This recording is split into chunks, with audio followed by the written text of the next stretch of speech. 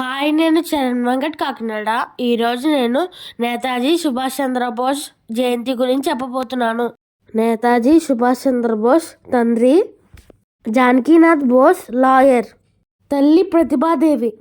నేతాజీ సుభాష్ చంద్రబోస్ భారతదేశంలో ఒడిశాలోని కటక్ అనే పట్టణంలో 1897 సంవత్సరం జనవరి 23వ తేదీన జన్మించారు. ఈయన గొప్ప స్వాతంత్ర సమరయోధుడు. గాంధీ, నెహ్రూ అహింసా మార్గంలో స్వాతంత్ర్యం సంపాదించవచ్చునని నమ్మి పోరాటాలు చేస్తుంటే, సుభాష్ చంద్రబోస్ మాత్రం సాయుధ పోరాటం ద్వారా ఆంగ్లేయులను తరిమి కొట్టవచ్చు అని నమ్మి ఆచరణలో పెట్టిన మహనీయుడు. ఈయన 1920 సంవత్సరంలో భారతీయ సివిల్స్ పరీక్షల్లో 4వ ర్యాంక్ సంపాదించారు. ప్రతిష్టాత్మకమైన ఇండియన్ సివిల్ సర్వీసెస్ నుండి వైదొలగి భారత స్వతంత్ర సమరంలో పాల్గొన్నారు.